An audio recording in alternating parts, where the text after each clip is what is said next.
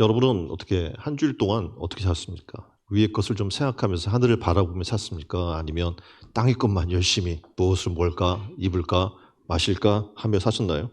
오늘 말씀 보니까 위의 것을 생각하고 땅의 것을 생각지 말라라고 이야기를 해주고 있습니다. 우리가 지금 위의 걸 바라보고 싶은데 실상 땅의 삶을 살다 보면 잘 안 보여요, 위의 것이. 그리고 땅의 것만 바라보고 살게 됩니다. 왜입니까? 평안하니까. 특별히 하늘을 바라보며 구할 게 없는 거예요. 또 스스로 살아갈 수 있다고 믿기 때문에 하늘을 바라보지 않습니다. 또 그럼 언제 우리가 위를 바라볼 수 있는 기회가 생기냐? 길이 보이지 않을 때, 막막할 때, 우리 인생이 끝장났다고 생각할 때, 그때 눈을 들어 사람들이 하늘을 바라보는 거예요. 그림처럼 시편의 기자들이 이야기합니다. 사방이 꽉 막혀서 정말 어디로 가야 할지 모를 때 그때 위를 향하여 부르짖는 거죠. 주여 내게 구원을 베풀어 주옵소서. 나를 도와주옵소서. 미래가 막막할 때 사람들은 위를 올려봅니다. 장래가 불안할 때 사람들은 위를 올려보기 시작해요. 무신론자도 어려운 상황이 닥치면 하나님, 부처님 다 찾잖아요. 하나님을 찾기 시작해요. 그런데 사람이 좀 여유가 있다고 생각하면, 자신이 건강해서 자신의 힘으로 할 수 있다고 생각하면, 내 능력이 좀 있다고 생각하면, 내가 할 수 있는 달란트, 기술이 좀 있다고 생각하면 자만을 떱니다. 그리고 혼자 살아갈 수 있다고 생각하기 때문에 절대 위를 보지 않습니다. 그래서 시편 2편 4절 말씀입니다. 이렇게 얘기해요. 하늘에 계신 이가 웃으시며 주께서 그들을 비웃으시로다. 아멘. 무슨 말입니까? 가수롭다는 거예요, 하나님이. 자, 오늘 내 인생을 내가 와라 라고 이렇게 불러버리면 내가 힘이 있고 능력이 있고 돈이 있고 쌓아놓은 것이 있는 것이 무슨 의미가 있어요? 있어요? 없어요? 없다는 거예요. 근데 자그마한 힘을 가지고 잘난 척을 하고 조그마한 배웠던 지식을 가지고 잘난 척을 하고 자기의 힘으로 할 수 있다고 생각하는 것을 보시는 하나님께서 그것을 웃으시면서 정말 비웃는다라고 성경은 얘기해 주고 있는 겁니다. 그러니까 이 세상의 궁극적인 실상의 길은 하늘로부터 옵니다. 우리는 이 점을 알고 하늘에 우리를 위해서 베풀어 주신 하나님의 뜻을 구하는 여러분 되기를 주님의 이름으로 축원드립니다. 그래서 성경은 계속 얘기하는 거예요. 저 위를 바라보라. 위의 것을 생각하라. 위의 것을 찾으라 라고 얘기해 주는 겁니다. 사람은 위의 것을 생각하며 살아갈 때 어떤 일이 벌어지냐면 옆에 분에게 얘기해 주세요. 하나님의 형상이 회복됩니다. 사람을 바라볼 때 어떻게 생겼나, 뭘 입었나, 오늘 피부가 좋은데 이런 게 보이는 게 아니고 하나님의 형상이 보이기 시작하는 거예요. 그러니까 위의 것을 볼 때 우리는 어느 곳에 갔을 때 어떻게 해요? 사람이 보이기 시작해요. 영혼이 보이기 시작해요. 믿지 않는 영혼들을 구원해야 될 것, 믿는 영혼들을 통해서 하나님 나라가 더 확장돼야 될 것, 이런 것들이 보이기 시작하는 거죠. 그래서 우리가 오늘 성경에서 이야기하는 질문을 듣습니다. 위의 것을 생각하고 땅의 것을 생각하지 말라. 왜일까? 이유가 뭘까? 그 첫 번째 이유는 겁니다. 하늘로부터 우리에게 소망과 희망이 오기 때문에 그렇습니다. 그러니까 위로부터 우리에게 소망이 오는 거예요. 위로부터 우리에게 희망이 있다는 사실입니다. 서기 410년 아레릭이 이끄는 동고투족 군대가 로마를 함락하고 불태웠습니다. 그때 대부분 그리스도인들이 어떻게 생각했냐면 우린 망했다 하고 막 절망에 빠졌습니다. 당시에 굉장히 힘이 있던 제롬이라고 하는 신학자도 뭐라고 이야기를 했냐면 온 세상이 한 도성과 함께 망했다라고 탄식을 한 거예요. 그때 어거스틴이 하나님의 도성, 저 책처럼 하나님의 도성이라고 하는 책을 쓰면서 로마가 망했다고 하나님의 도성이 무너지는 것이 아니다. 그러므로 너희는 이 절망적인 순간에 하나님을 바라보라, 하늘을 바라보라 이렇게 얘기한 거예요. 여러분 직장을 바라보면서 직장이 소망이 없어 보여요. 이 직장이 뭐 내가 다녀봐야 소망이 없어 보여. 그럴 수 있어요. 또 은퇴를 앞두고 100세 시대라고 얘기하나요? 뭐 하는 게 그렇게 많지 않아요. 절망적이에요. 그림에 나와 있는 것처럼 노후 소득 피라미드예요. 이 내용을 보게 되면 은퇴 귀족이 있고 은퇴 상류층이 있고 절대 빈곤층이 있어요. 은퇴를 하고 나서도 이 피라미드 구조가 되는 거예요. 자, 이런 통계를 바라보게 되면 어때요? 대다수는 절망하는 거예요. 이제 살아도 사는 게 아니고 오래 사는 것도 복이 아닌 것 같아. 뭐 이런 얘기를 우리가 할 수밖에 없는 상황 가운데 빠지는 거죠. 근데 성경은 우리에게 이야기하는 거예요. 사업에 실패했고 또 학업 진로에 실패하고 그 소망이 없고 낙심된다고 할지라도 세상이 뭐 망했다고 하더라도 하나님의 도성은 무너지지 않는다는 거예요. 하나님의 나라, 우리가 찬양하죠. 하나님의 나라는 무너지지 않으리라고 얘기하지 않습니까? 직장 그만두고 사업이 부도나고 가정에 어려움이 있어도 하나님의 나라는 무너지지 않습니다. 그래서 우리에게는 소망이 있는 줄 믿습니다. 가정에 경제적 어려움이 있습니까? 자녀의 미래를 보면서 절망스럽습니까? 이 땅의 정치를 바라보면서 절망하는 사람들이 많이 있지 않습니까? 근데 어거스틴은 이렇게 얘기하는 거예요. 모든 그리스도인들은 땅을 바라보지 말고 이곳에 집착하지 말고 하나님의 나라, 하나님의 도성을 바라보라. 그곳에 소망이 있다라고 얘기를 해줍니다. 다시 말하면 하나님을 바라보면 놀랍게도 위기가 기회가 되는 거예요. 하나님을 바라보면 하나님이 계시면 어떠한 상황 속에서도 절망이 아니라 그것을 희망으로 바꾸시는 하나님의 은혜가 있는 줄 믿습니다. 그래서 하나님께 소망을 두시는 신천 은혜로운 교회 성도들이 다 되기를 주님의 이름으로 축원드립니다. 자, 두 번째, 위의 것을 생각하고 땅의 것을 생각하지 말아야 되는 이유가 있습니다. 뭐가 있어요? 땅에는 도움이 있어요, 없어요? 없고 위로부터 오는 도우심이 있기 때문이라고 이야기를 해주고 있습니다.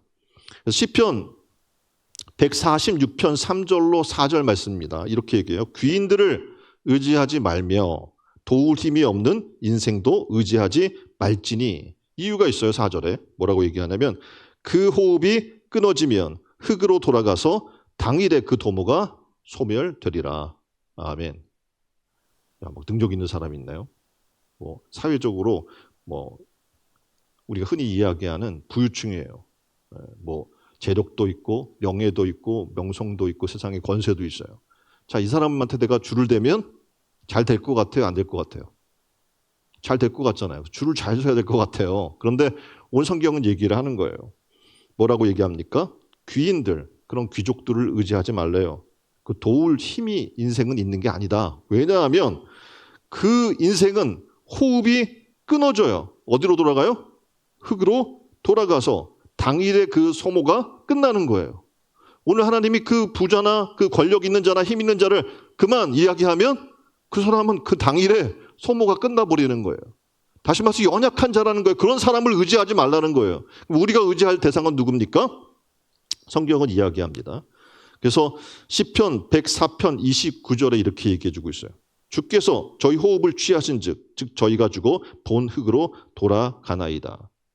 그러니까 실제적으로 생사화복을 주장하는 자가 누구인가를 여러분이 알아야 한다는 겁니다. 방백들, 제후들, 집권자들, 세력자들, 금권을 갖고 있는 자들, 학력, 지능, 어떻게 보면 좋은 의미에서 지도층에 있고 힘 있는 권력을 갖고 있는 사람, 그리고 남의 것들을 빼앗을 수 있는 힘이 있는 사람, 그 사람들한테 의지하면 도와줄 것 같아 보입니다. 그런데 실상 그렇지 않다는 거예요. 사실 나보다 나아 보이는 그 사람이 날 도와주겠어요? 안 도와주겠어요? 네? 무시하지 않으면 다행인 거예요. 세상의 원리입니다. 근데 그것에 덕을 보려고 하다가는 상심하는 일들이 비일비재하기 때문에 그렇습니다. 우리가 아는 사실은 어떤 세력이 나를 위해서 무엇을 해주지 않는다라는 거예요. 옆에 분에게 얘기해 주세요. 누구도 나를 위해 거저주지 않습니다. 거저줘요? 여러분이 아무것도 안 했는데 와서 그냥 막 도와줘요? 그런 일은 없는 거예요. 시편 118편 8절로 9절에는 이렇게 얘기해요.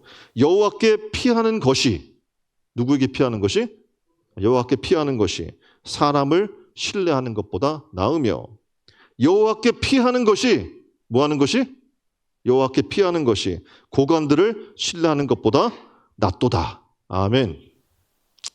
다윗이 거인 골리앗과 싸움을 시작을 합니다. 자, 그림처럼 사무엘상 17장 47절에 이렇게 이야기해요. 여호와의 구원하심이 칼과 창에 있지 아니함을 무리로 알게 하리라. 다윗이 어떻게 보면 다른 삶을 살았던 것 중에 하나가 뭐냐면 세상 사람은 칼과 창을 의지해요. 이게 힘 있는 거예요. 그런데 다윗이 와서 얘기하는 거예요. 세상의 힘이 그리고 구원이 칼과 창에 있지 않다.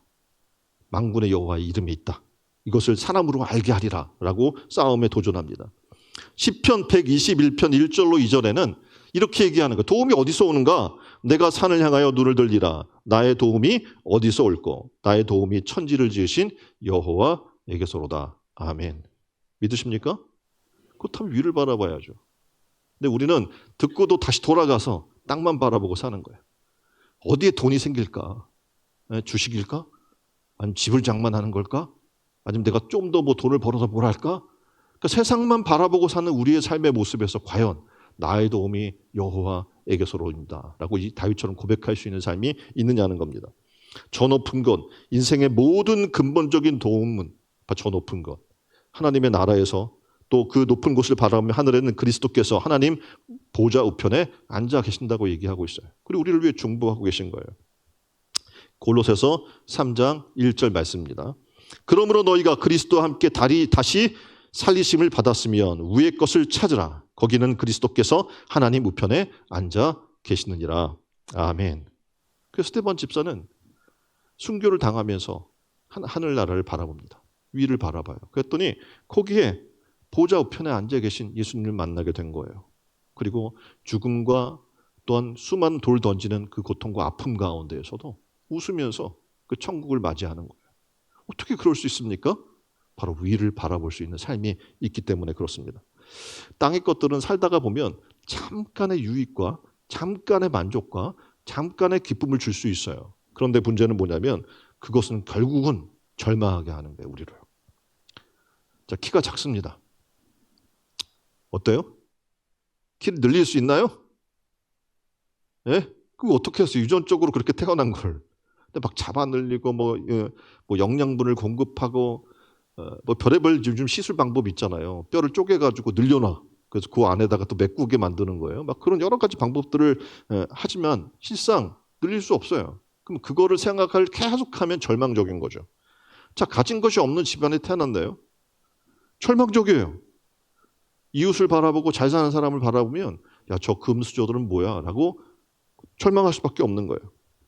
하나님을 믿어요. 그런데 여전히 나의 재산, 건강, 시간, 달란트 얼마 없는데 하나님 앞에 나왔더니 다 내려놓으래요. 절망적이에요.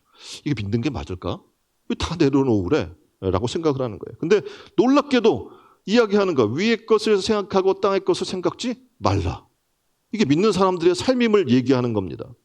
그런데 이게 쉽지 않아요. 가진 게 얼마 없는데도 불구하고 이 땅의 것을 생각지 않기가 쉽지 않은 겁니다. 그런데 놀랍게도 이것을 가능한 삶의 모습을 얘기해줘요. 스가랴 4장 6절 말씀입니다. 만군의 여호와께서 말씀하시되, 그러니까 지금 우리가 이렇게 위의 것 생각하고 땅의 것을 생각지 않는 삶의 모습은 내 힘으로 되지 않는 거예요.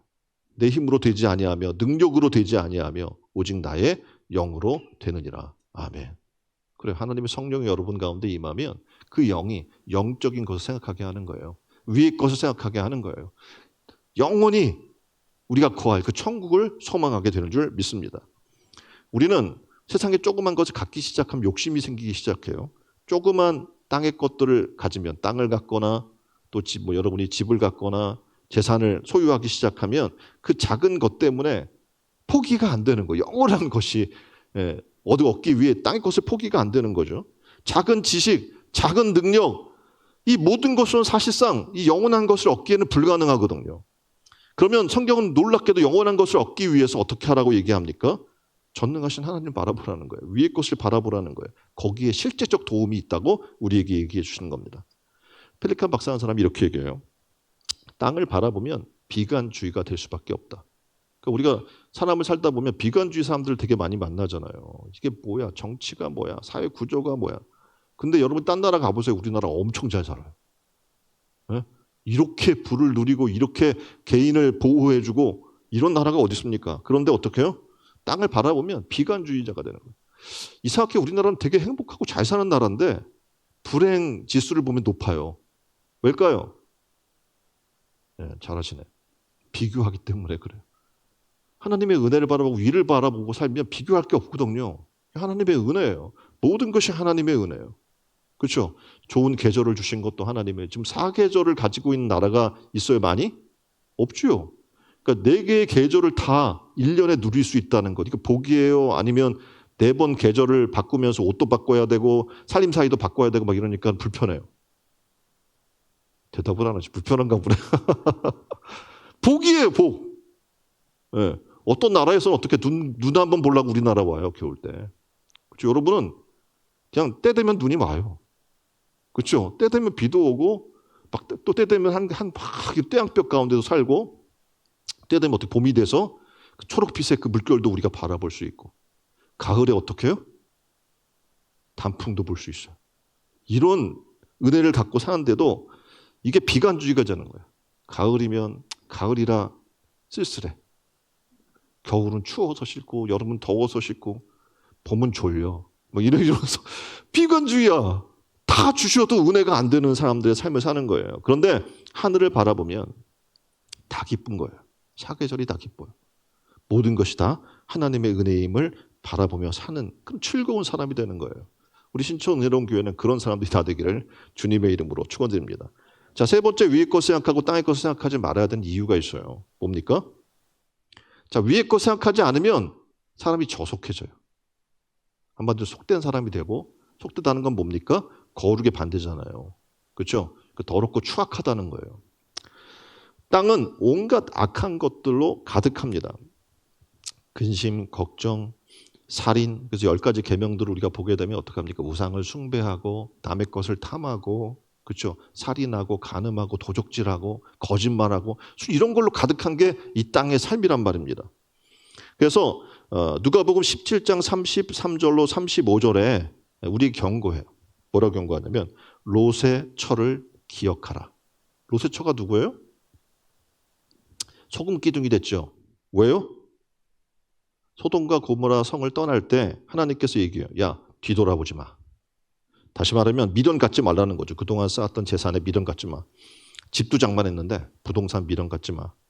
그리고 거기서 또 재미도 있었을 거 아니에요. 그런 재미 습관 있는 거 다 버려. 생각지 마. 그런데 이 롯의 처는 그러지 못했네요. 그리고 어떻게 해요? 그 미련을 떼지 못한 거예요. 그 뒤를 돌아보다가 어떻게 해요?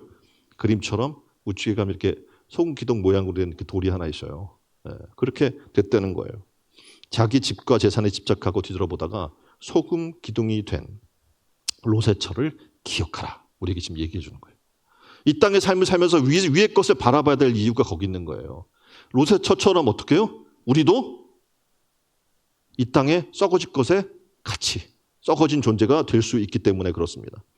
여러분 아나니아와 삽비라를 아실 거예요. 아나니아와 삽비라는 은혜 받고 하나님께 자기의 제사를 드리려고 했던 사람들이에요. 그 은혜 받은 사람이에요. 이 사람들은. 은혜 받았는데 갑자기 이 마음에 세상 것들이 들어왔어요.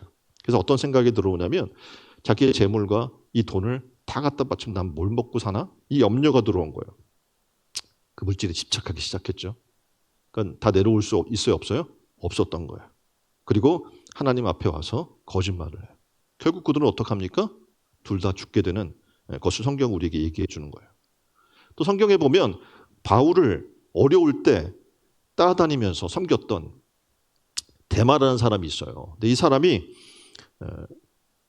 성경은 뭐라고 이야기해요? 디모데후서 4장 10절에 보면 이렇게 얘기해요. 데마는 세상을 사랑하여 바울을 떠났다고 얘기해 주고 있어요. 데마가 세상을 사랑했대요. 어디로 갔냐? 데살로니가로 갔거든요. 로마는 지금 핍박받고 박해받고 어려운 도시예요. 근데 도망가서 어디로 갔냐면 데살로니가로 갔어요. 거긴 번영의 땅이고요. 일단 핍박과 박해가 없어요. 그러니까 하나님을 믿는데 이 믿음의 삶이 너무 어려운 거예요. 그러니까 도망간 거예요. 데마는 결국은 세상에 집착한 거죠. 그러니까 지금 죽어도 우리가 순교의 삶을 살 수 있는, 그러니까 증인이라는 건 뭡니까? 순교라는 말이잖아요. 복음을 위해 나의 목숨을 내놓을 수 있는 삶을 사는 사람들을 우리를 얘기하는 거예요. 옆에 분에게 얘기해 줍시다. 당신은 증인입니다. 여기까지는 쉽게 얘기할 거예요. 옆에 분에게 또 얘기합시다. 당신은 순교자입니다. 똑같은 말이에요. 예? 근데 증인은 좀 괜찮고 순교자는 부담스러워. 똑같은 말인데 복음을 위해 목숨 내놓은 사람들이거든요. 온 성경을 우리에게 이야기하는 겁니다. 위를 생각하지 않으면 희생할 수 있을까? 이 땅의 삶은 그리스도도 이 땅에 오셔서 어떻게 자신을 내어준 거거든요. 생명을 내어주었고 자신의 전부를 내어준 거예요. 그렇죠? 희생의 삶을 사신 거예요. 그러면서 우리에게 얘기하기를 너도 내가 너희를 사랑한 것처럼 그렇게 사랑하다 와 이렇게 얘기한 거예요. 다시 말하면 신앙의 삶인 희생의 삶이거든요. 근데 이 희생의 삶은 위를 바라보지 않으면 절대 할 수가 없어요. 그렇잖아요. 이런 삶을 살아가게 되면 영적 세계에 관심이 막 집중이 돼요. 근데 그런 삶을 살지 않으면 하늘에 대한 생각이 없어요. 하나님 나라, 그 뜻, 의미 없어요. 생각도 하지 않아요. 관심도 없어요. 여러분은 정말 하나님께서 창조하신 존귀한 존재임에도 불구하고 속물로 살아나가는 존재가 될 수밖에 없는 겁니다. 다시 말하면 영적 존재인데 그냥 동물처럼 사는 거예요. 영적 존재와 동물적 존재의 차이는 뭡니까? 영적 존재는 영적 성령에 이끌려 사는 사람이고, 이 동물과 같은 짐승 같은 존재의 삶은 뭡니까? 본능에 이끌려 사는 거예요. 무엇을 먹을까, 입을까, 마실까, 성적 욕구, 잠자는 욕구, 먹는 욕구, 그런 욕구에 이끌려 살아나가게 되는 겁니다. 그래서 성경은 얘기하는 거예요. 너희는 영적 존재 아니니 위의 것을 생각해. 땅의 것을 생각하지 마라. 이렇게 얘기하는 겁니다. 위의 것을 찾으라. 거기에는 그리스도께서 하나님 우편에 앉아 계시느니라. 왜 이걸 하나님 우편에 앉아 계신 그리스도를 바라보라는 거예요? 그는 우리의 길과 진리와 생명이 되시기 때문에 그렇습니다. 그래서 사람은 마땅히 위를 바라보고 살아나가는 거예요. 그리스도를 바라보고 우리 길과 진리와 생명이 되신 주를 바라보고 살아야 될 줄 믿습니다. 고린도서 3장 5절로 8절의 말씀을 보면 이 땅이 얼마나 오염됐는가를 얘기해 주고 있어요. 뭐라고 이야기하냐면 특히 5절은 땅에 있는 지체를 죽이라. 곧 음란, 부정, 사욕, 악한 정욕, 탐심. 이것은 뭐라고? 특별히 탐심은 우상 숭배다라고 얘기를 해주는 겁니다. 다시 말해서 땅의 것이 얼마나 속되고 저속하고 또한 천박한가를 우리에게 지금 얘기해 주고 있는 겁니다. 뉴스를 보십시오. 돈 때문에 자녀가 부모를 죽이는 일들을 쉽게 접할 수 있어요. 뭐 때문에? 돈 때문에. 굉장히 저속해. 어떻게 사람이 그럴 수 있지? 이렇게 생각을 해요. 술 취해서 맨날 집에 와서 패는 아버지가 있어요. 자식이 참다 못해서 그 아버지를 죽여요. 저속해. 내용들이 다 보면. 주식이 급락해서 자기 생명을 끊었대요. 어떤 사람은 영끌해가지고 집 한 채 장만했는데 가격 하락 때문에 생명을 끊는 사람도 있어요. 빚을 막 떠안게 돼서. 전세 사기 때문에.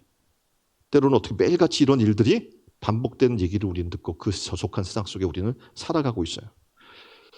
여기서 우리는 과연 이걸 벗어날 수 있을까? 무엇을 먹을까? 무엇을 입을까? 무엇을 마실까? 이런 염려, 근심, 걱정. 이 땅의 생각으로부터 과연 우리는 벗어날 수 있을까? 영끌 오적이라는 유행어가 요즘 생겼는데요. 이게 뭐냐면 마치 과거의 오적을 연상시키는 유행. 집을 사라고 부동산 유튜버를 믿고 집을 여기 사세요. 그러면 집값이 오릅니다. 막 얘기를 듣고 그 유튜버를 믿고 투자를 했어요. 근데 집값이 하락했어요. 그리고 자신이 손해를 봤어요. 그러니까 2022년부터 금리가 또 올랐잖아요. 오르면서 대출 이자 부담이 굉장히 심화됐습니다. 그런데 무리한 대출 받았겠죠. 이거 살려고 했으니까. 그러니까 어떻게 엄청난 대출 이자를 내야 돼요. 그러니까 집값 하락의 고통까지 함께 겪고 있는 거죠. 그러니까 그것을 사라고 추천했던 5명의 유튜버. 그들을 뭐라 그래요? 네, 영끌 오적이라는 그런 이름으로 그들을 막 비판하고 욕하고 난리가 난 겁니다. 사람은 이 세상을 살면서 이런 소리만 듣고 살아가다 보면 영적인 것과 상관없는 정말 저속한 인간이 될 수밖에 없는 겁니다. 어디를 가요? 뭐가 보이십니까? 좋은 자연 환경이 보이십니까? 또 갔더니 막 도시의 아름다운 빌딩들이 보이기도 하고 거기에 어떻게 해요? 누가 사는가? 어떤 영혼이 사는가? 우리가 구원해야 될 영혼들이 보입니까? 아니면 그곳의 집값이나 아니면 기존 물건들, 이런 값진 물건들 그런 것만 보입니까? 사람은 환경이나 주위의 여건에 상당한 영향을 받고 사는 존재입니다. 그래서 내 주변에 어떤 삶을 살아나간 사람들이 있는가? 환경, 여건, 그것이 만약 경건하고 엄숙하고 숙연하면 우리도 그렇게 되는 거예요. 근데 내가 살아가고 있는 분위기가 영적 분위기가 아니고 경건한 친구가 있는 분위기가 아니면 우리도 어떻게 세상 사람을 교회 다녀요? 그래도 술 먹는 친구하고 어울리는 거예요. 교회 다녀요? 그래도 막 맛집 찾아다니고 뭐 놀고 뭐 하는 친구들하고 어울릴 수밖에 없는 거예요. 차인표 씨 아시죠? 신혜라 차인표 부부의 차인표 씨가 처음에 자기가 주식에 굉장히 관심이 있었어요. 그랬더니 자기 주변에 누가 있어요? 보니까 다 주식하는 사람만 있더라는 거예요. 그래서 그걸 끊었어요. 그리고 이제 사랑을 나누는 삶을 사는 사람들을 살기 시작해요. 내가 사랑을 나눠야지. 그리고 살기 시작했어요. 그랬더니 자기 주변을 보니까 타 사랑을 나누고 베풀고 그런 따뜻한 마음을 가진 사람들로 가득 차 있더라는 거예요. 내가 무슨 생각을 하느냐. 위의 것 생각하면 위의 것 생각하는 사람들이 모여 있어요. 근데 땅의 것을 생각하면 그런 사람들만 모여 있는 겁니다. 그가 낯가림이 굉장히 심한 사람이었대요. 그래서 불편한 걸 참지 못해, 모르는 사람하고 같이 있으면. 근데 그가 지금은 어떻게 선교를 위해 맨날 모르는 사람을 만나고 그렇게 함께 한 자리 나간 거예요. 이게 자기가 바꾼다고 이 성격이 바뀌겠습니까? 그런데 그가 얘기해요. 누가 나한테 주사기를 놔서 제 안에 뭔가 주입한 것 같습니다. 하나님이 주신 힘일 겁니다. 이렇게 이야기를 해요. 그러면서 생명부지의 아이들을 가슴 벅찬 사랑으로 그들을 끌어안고 만날 수 있는 이 놀라운 일들이 내게 어떻게 일어났을까요? 라고 얘기하면서 2006년 5월에 그렇게 된 계기를 설명해요. 인도 콜카타로 이제 컴패션 비전 트립을 아내 대신에 갔어요. 갔는데 이제 갔더니 이런 거 되게 싫어하는 사람이잖아요. 쓰러져가는 흙집이 종기종기 모여 있고 작은 마을에 도착했는데 교회 마당에 아이들이 이렇게 쭉 정렬되어 있는 거예요. 더운 날씨에 제대로 씻지 않은 아이들이 자기에게 다가와요. 근데 막 역겨운 냄새가 막 나는 거예요. 세상에서 가장 가난한 아이를 만나러 가면서 이제 담당자가 이렇게 해요. 사랑한다고 얘기해 주세요. 위로한다. 너는 사랑받기 위해 태어난 사람이야. 이렇게 얘기해 주세요. 라고 했어요. 그래서 아이 앞으로 가서 맨 앞줄에 있는 아이를 이렇게 딱 잡아섰어요. 그랬더니 정말 이 아이가 먼저 손을 내밉니다. 그 손을 마주 잡는 순간 뜨거운 열기가 그에게 치밀어 오면서 현기증을 느꼈다고 얘기해요. 그러면서 자기에게 자기가 해줄 얘기를 듣게 되는 거예요. 인표야, 오늘아 수고했다. 나를 만나러 여기까지 왔으니 정말 고맙구나. 그동안 얼마나 힘들었니? 이제부터 내가 너와 함께 할 것이다. 내가 너를 사랑한다. 자기가 도와주러 갔는데 그 아이로부터 하나님이 함께 하신 음성을 듣게 된 거예요. 그래서 그는 이렇게 표현해요. 신비로운 두루마기가 제 앞에 주르륵 펼쳐지는 느낌이었습니다. 모태신앙으로 40년 동안 교회를 다녔는데 한 번도 예수님의 목소리를 들어본 적이 없어요. 그저 습관적으로 교회를 다녔던 거죠. 처음으로 제 안에 예수님을 뜨겁게 영접했습니다. 이 콜카타 체험 이후에 이 차인표는 완전히 바뀐 사람이 돼버리고 만 거예요. 전에 중요했던 게 뭐냐면 잘 사는 거였어요. 잘 먹는 거였어요. 노는 거였어요. 근데 세상을 바라보는 시선이 이제 바뀐 겁니다. 값비싼 명품, 맛있는 음식, 고급 외제차 이런 관심들이 시들어 버리는 거예요. 그리고 그 마음의 빈자리에 굶어서 죽어간 저 영혼들, 후진국의 아이들, 사랑의 갈증에 허덕이는 고아들, 배고픈 아이들의 눈물, 고통 속에 있는 사람들의 이야기, 이게 중요해진 거예요.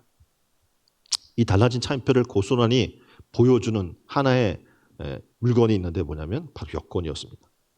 1996년 12월 군 제대 후에 여권을 2번 바꿨는데 어떤 나라를 돌아다니는지 세계 여권에 찍힌 각국의 출입구 스탬프를 자기가 살펴봤는데 2006년을 기점으로 대비가 이루어졌더라는 거예요.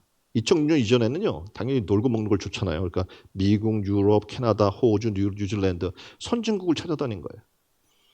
그런데 2006년 이후에는 여권의 스탬프가 달라져요. 에티오피아, 인도, 몽골, 필리핀, 막 후진국의 출입국 사무소의 도장들만 찍혀 있는 거예요. 헐벗고 굶주리는 후진국 아동을 돕기 위해 오지를 돌아다녔기 때문에 그렇겠죠. 그런 얘기예요. 저 위를 바라보니 이 땅의 삶이 관심이 없어지는 거예요. 무의미해지는 거예요. 잘 먹고 잘 사는 거 무의미해지는 거예요. 이제 우리도 저 위를 생각하며 살아갔으면 좋겠습니다. 그럼 우리의 마음과 생각은 물론 우리 영도 맑아지고 새로워지는 은혜를 입게 될 줄 믿습니다. 여러분 어떠세요? 이런 변화를 느끼고 계십니까? 하늘의 것이 좋습니까? 땅의 것들은 더 이상 내게 무의미해지고 있습니까? 믿는 사람이라면, 위를 생각하는 사람이라면, 영적인 사람이라면 이제 신령한 소리를 듣는 것이 즐거워지는 거예요. 거룩한 삶을 살고자 하는 열정이 우리 가운데 일어나게 되는 줄 믿습니다. 자, 그러면 위의 것을 우리는 왜 생각하지 못하고 사는 걸까요? 네 번째로 이걸 얘기해요. 위의 것을 찾고 생각하는 생활에는 반드시 뭐가 필요하냐면 뭐가 필요해요? 수고가 필요해요. 하늘 가는 길은 쉽지 않아요. 왜냐하면 올라가는 길이에요. 내려가는 길이 아니에요. 산을 올라가는 거 어려워요? 쉬워요? 어려워요.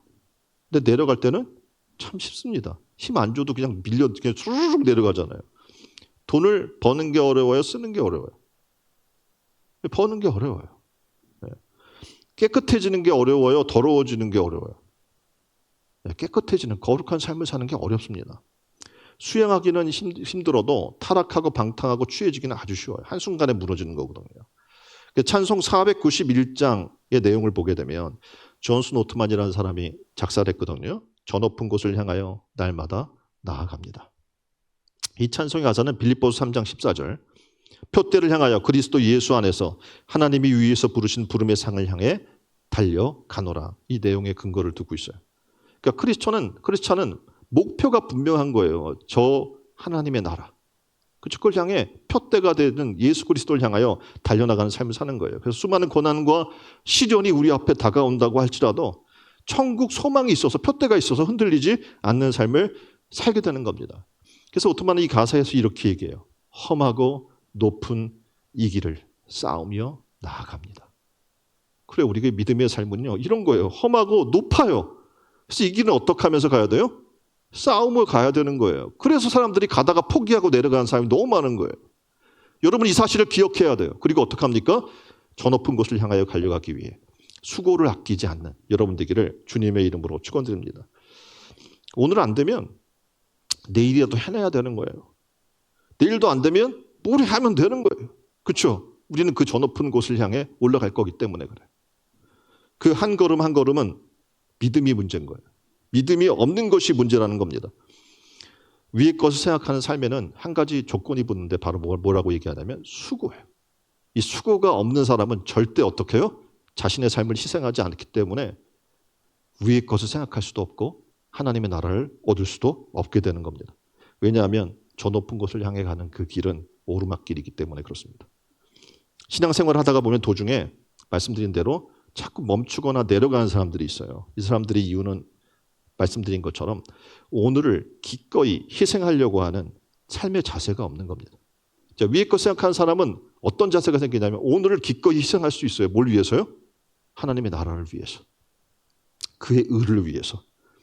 오늘의 즐김, 오늘의 놀이, 오늘의 활락, 오늘의 재미 이거를 포기하며 살 수 있는 삶의 자세가 준비되어 있는 거예요. 왜냐하면 알아요.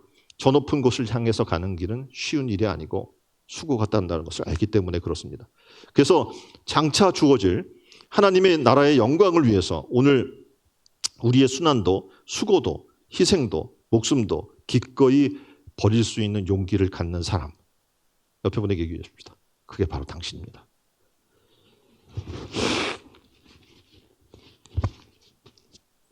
그래서 금식도 가능해요. 뭐 세상 것 안 먹는 거 가능해요. 그리고 어떻게 기도? 쉬지 않는 삶? 가능해요. 묵상도 하고 성전에 나와서 하나님 나라와 의를 위해서 봉사도 하고 이 일들이 가능한 거예요. 그리고 성경에서 이야기하는 원수 사랑하라고 하는 것도 시도하는 삶을 사는 거예요. 그 대표적인 사람이 누구 있습니까? 사랑의 원자탄이라고 별명을 가진 손양원 목사님이 있어요. 그는 이렇게 얘기해요. 가난을 애처로 삼고 고난을 선생으로 삼으며 천국을 바라보며 산 사람. 이게 무슨 재미로 살아? 하나님을 바라보며 위에 거 생각하니까 그것이 가능해지는 거예요. 애양원이라고 하는 데를 가면 손양원 목사님의 유품이 전시되어 있거든요. 근데 그 가운데 눈길 끄는 봉투 하나가 유리함에 들어있어요. 근데 바로 감사 헌금. 지금 자세히 안 보이죠? 이게 오래돼서 그래. 감사 헌금 봉투인데 뭐라고 써 있냐면 두 아들 동인 동통신이 공상단 청년 안재선에게 총살로 순교를 당해요. 장례식을 마치고 하나님의 앞에 바쳤던 감사 헌금 봉투예요. 이렇게 써 있습니다. 지금 저 겉면에 두 아들의 순교를 감사하며 1만 원, 손양원 이렇게 적혀 있는 거예요. 아니 이게 감사할 일이에요? 1948년 여수 순천 사건의 와중에 순천 사범대학교를 다니던 손 목사의 두 아들 동인과 동신 그리고 외국도 유학 가게 돼 있었어요. 근데 이 손양원 목사님은 애양원 교회에서 예배를 인도하고 있었는데 갑작스럽게 두 아들이 순교당했다는 소식을 접합니다. 예배를 마치고 이렇게 기도해요. 하나님 뜻이 계셔서 제 두 아들을 불러가신 것을 믿고 감사합니다. 하나님 제 두 아들을 죽인 그의 생명을 보존해 주십시오. 제가 전도하겠습니다. 그가 그대로 지옥 가게 해서는 안 됩니다. 하나님 저에게 그를 사랑할 수 있는 마음을 주옵소서. 이게 가능해요? 다시 말해서 사랑은 그냥 되는 게 아니에요. 나를 내어줄 각오가 되어 있어야 되는 거예요. 예수님이 사랑을 그냥 하신 거예요? 자기 전부를 주신 거거든요. 우리는 너무 쉽게 사랑하려고 해요. 근데 세상은 쉽게 사랑할 수 없는 거예요. 자기를 내어주지 않고는 사랑이 통하지 않기 때문에 그렇습니다. 자, 이랬던 사람이 주님 사랑하는 것 때문에 너무 고통스러워요, 삶이. 그리고 또 감옥에 갇혀요. 주님을 복음을 증거하다가. 그래서 그가 하늘을 바라보면서 얼마나 천국 소망을 가졌는가. 힘들고 지칠 때 자기가 손수 지은 주님 고대가를 옥중 생활하면서 부르기 시작합니다. 가사예요. 이렇게 써 있어요. 낮에나 밤에나 눈물 머금고 내 주님 오시기만을 고대합니다. 가실 때 다시 오마 하신 예수님, 오 주여 언제나 오시렵니까? 고적하고 쓸쓸한 빈 들판에서 희미한 등불만 밝혀 놓고 오실 줄만 고대하며 기다리오니 오 주여 언제나 오시렵니까? 먼 하늘 이상한 구름만 떠도 행여나 내 주님 오시는가 해 주 계신 그곳에 가고 싶어요. 오 주여 언제나 오시렵니까? 천년을 하루같이 기다린 주님, 내 영혼 당하는 것 볼 수 없어서 이 시간도 기다리고 계신 내 주님, 오 주여 이 시간에 오시옵소서. 위의 것을 생각하고 땅의 것을 생각하지 말아야 될 이유에 대해서 우리가 살펴봤어요. 너무 분명하죠? 위의 것을 우리가 왜 생각해야 되는지. 하늘로부터 우리에게 소망과 희망이 오기 때문에 그렇습니다. 땅엔 도움이 없어요. 도움이 있을 것 같지만 없어요. 위로부터 오는 도움이 있는 줄 믿으시길 바랍니다. 위의 것을 생각하지 않으면 우리는 저속해져요. 세속 사람들과 똑같이 추워지고 더럽고 악한 삶을 살 수밖에 없습니다. 그래서 위의 것을 생각해야 돼요. 근데 왜 우리가 위의 것을 생각지 못합니까? 거기에는 수고가 있다는 것을 우리가 알기 때문에 그렇습니다. 주를 위해 십자가 질 생각을 하십시오. 기쁘고 즐거운 마음으로 십자가 지고 주님을 따를 수 있는 신촌 은혜로운 교회 성도들이 다 되기를 주님의 이름으로 축원드립니다. 오늘 다 함께 기도했으면 좋겠어요. 하나님, 그렇습니다. 우리가 위의 것을 바라보지 못하고 썩어질 세상 것만 바라보며 삽니다. 그게 우리의 현실입니다. 하나님, 우리를 변화시켜 주옵소서. 도움이 되시는 하나님 보좌 우편에 앉아 계신 주님을 바라보게 해주십시오. 우리의 소망과 희망이 되신, 길과 진리와 생명이 되신 주님 바라보게 해주십시오. 위의 것을 생각지 않으면 우리는 저속해집니다. 하나님, 우리를 위의 것을 생각하고 찾는 수고를 아끼지 않는 십자가 지는 삶을 살게 해달라고 다 같이 한 목소리로 기도하겠습니다.